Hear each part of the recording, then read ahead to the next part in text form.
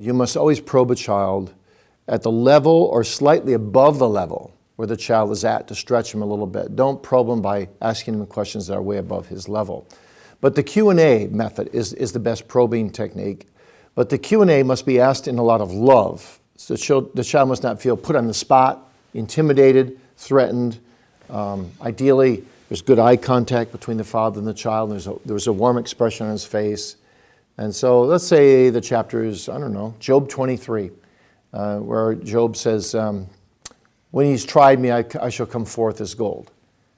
Well, how do you approach an 8-year-old with that? An 8-year-old's not going to understand that concept. So you explain about the goldsmith and how he kept working with the gold until he sees his own face in the gold, and how he heated up the gold and got it to be purified, and the gold, the dross comes to the surface, he scoops it out, and all he's got is gold left.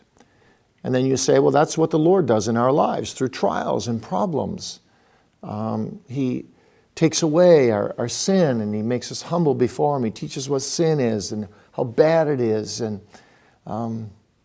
so, dear Esther, can you think of any time in your life where you've had problems and things that were difficult, and you took it to God, and God helped you hate sin more and love Jesus more?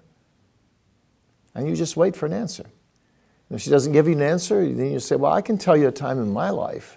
You don't keep probing endlessly, but you say, think about that, and maybe you can think of something later. Or ask God to teach you when you have hard times or difficult times at school. Ask God to teach you to use those trials so that you may hate sin more and love Jesus more. And that you will too come forth as gold and honor him. Because that's what it means to be gold, that God can see his own image in his work in you. And that's what you want in your life, you see. Ask God for that all the time, that he can see his own image in you. You know what, Esther? There was a minister in the 18th century by the name of Thomas Boston. And he made a resolution. He vowed to God in his diary.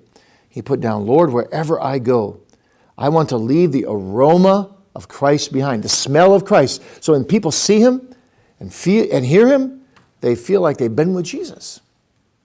Wouldn't that be wonderful if people would say that about you, about me? That's the way I talk to my kids.